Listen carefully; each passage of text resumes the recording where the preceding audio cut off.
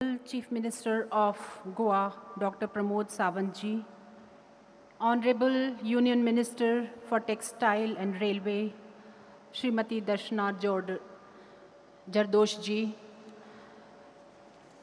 Honorable Speaker and Deputy Speaker of Goa Assembly, Honorable Minister Srimati Jennifer Rahul B.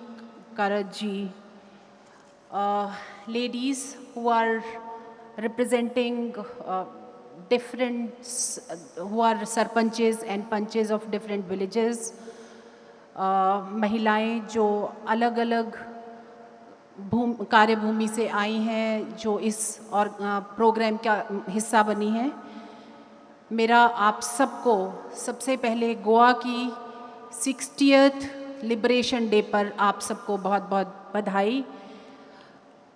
मैं उन महिलाओं को भी याद करना चाहूँगी जिन्होंने इस आज़ादी, जो कि भारत की आज़ादी के बहुत बाद हुई, हम 47 में आज़ाद हुए और 61 में गोवा की आज़ादी की लंबी लड़ाई में एक हिस्सा लिया, उन महिलाओं को, जैसे वत्सला जी, सुधा, जिनको सुधा ताई के नाम से भी जाना जाता था, प्रेम प्रभा, शशिकला, जो यहाँ पर पहली सीएम और अकेली सीएम आज तक गोवा की रहीं।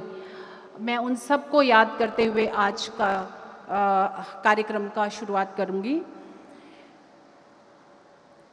आज हम महिलाओं ने जो बैरियर्स तोड़े हैं, आज इस प्रोग्राम में हम उस पे बात कर रहे हैं। जब देश के प्रधानमंत्री बात करते हैं विमेन लेड डेवलपमेंट की, आज तक हम बात करते रहे विमेन डेवलपमेंट की, लेकिन पूरा सिनेरियो चेंज हुआ जब हमारे honourable prime minister Narendra Modi ji ने 2014 में कार्यभार संभाला।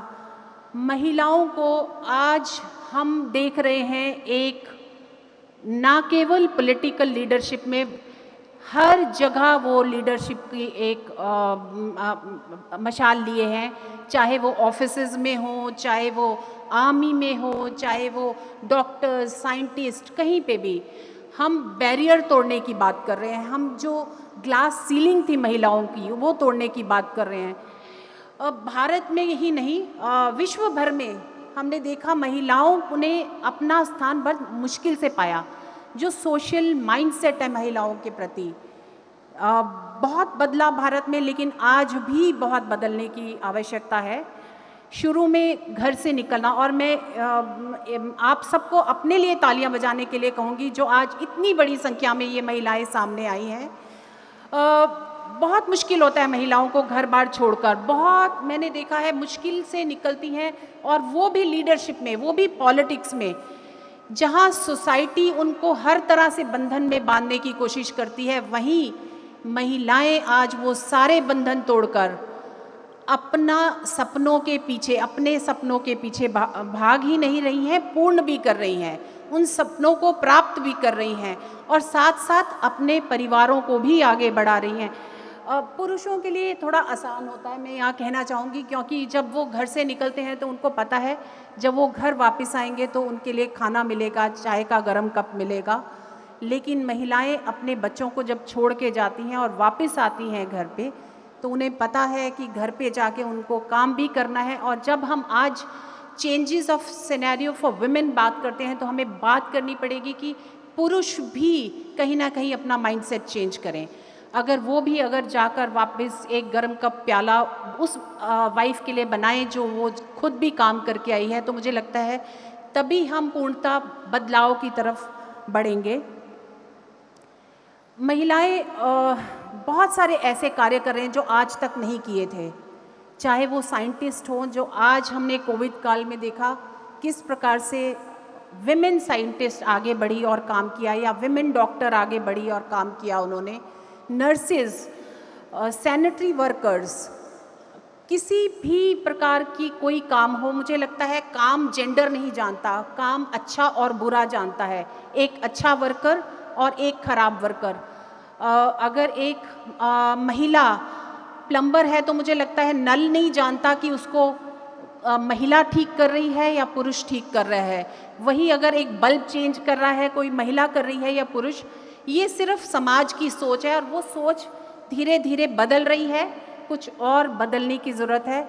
और उसी को मुझे लगता है अगर हम आज इतनी तादाद में महिलाएं बैठी हैं और हमारे लीडर्स जो स्टेज पे हैं और जो वो वर्चुअली भी जुड़े हैं, उनको मैं कहना चाहूँगी कि अब ज़रूरत है कि हम दोनों पुरुष और महिलाएं हाथ में हाथ डाल कर काम करें और जेंडर को अलग कर दें।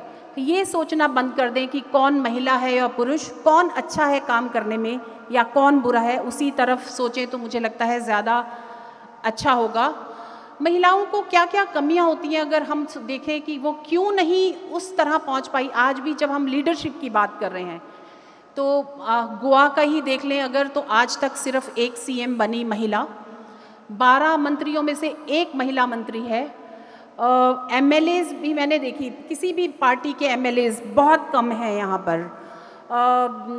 पूरे देश में भी 14.6% महिलाएं जो हैं पार्लियामेंट में हैं आज तक।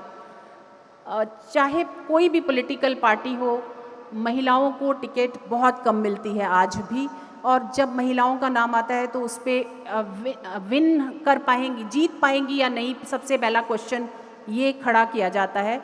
तो उसके लिए हम क्या कर सकते हैं? क्या हम आज सिर्फ सेलिब्रेशन करके घर जाएं या हम कुछ सोच विचार करें कि क्या बदलाव करने की ज़रूरत है?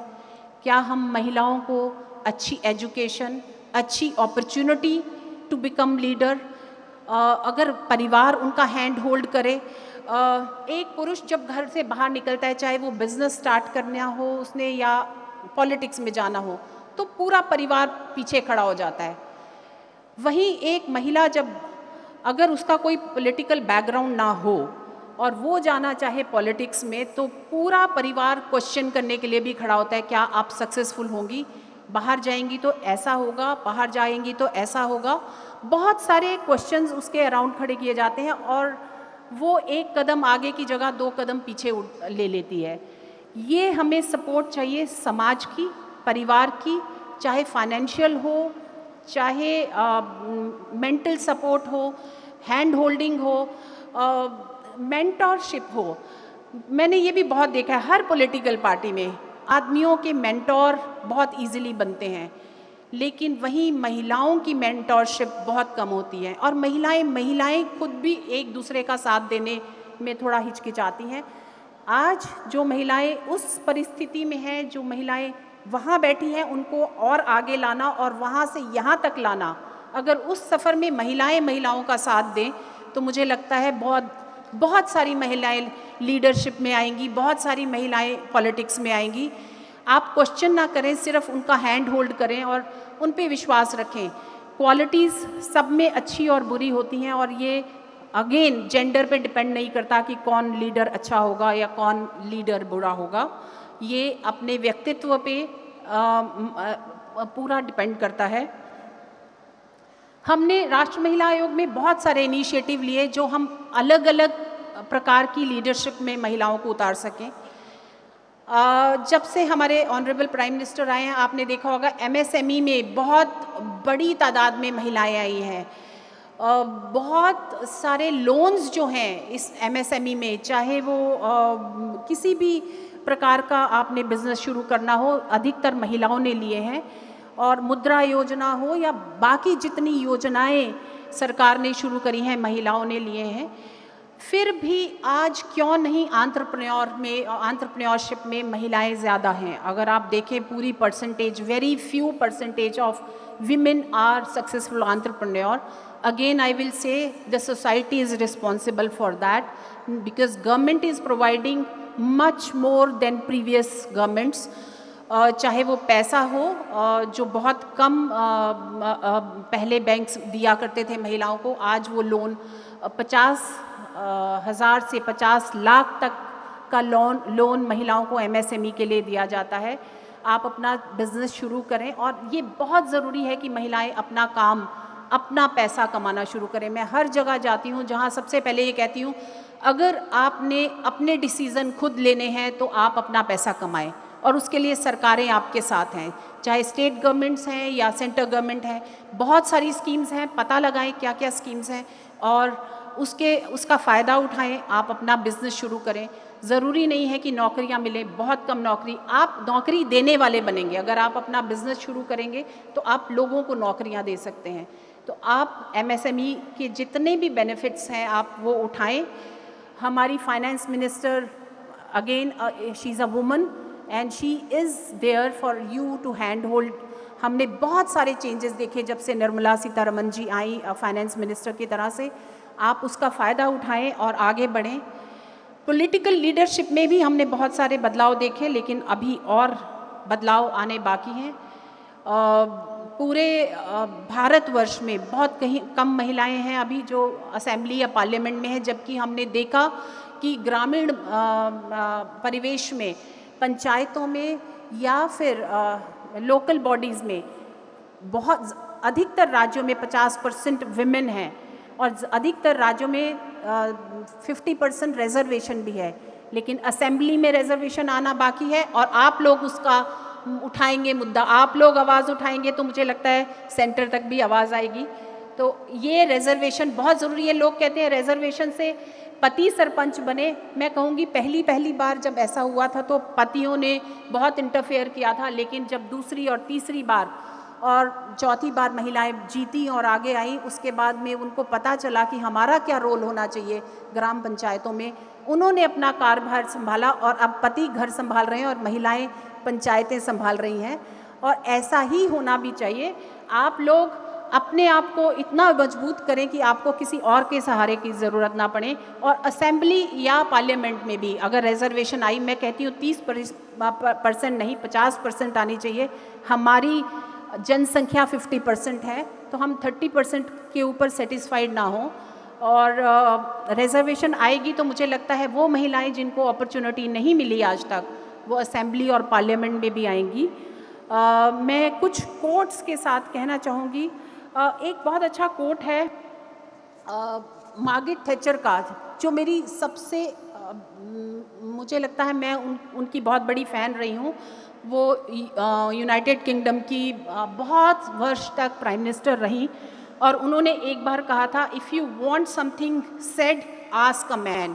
अगर आप कुछ कहलवाना चाहते हैं तो एक पुरुष से कहें। If you want something done ask a woman. अगर आप कुछ करवाना चाहते हैं तो एक महिला से कहें, क्योंकि महिलाएं काम बेहतर तरीके से करती हैं। धन्यवाद।